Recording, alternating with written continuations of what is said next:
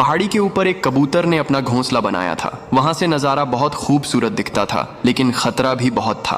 कुछ दिनों में कबूतर ने कई सारे अंडे दिए और कुछ समय बाद अंडों से प्यारे प्यारे 4 चूजे निकले।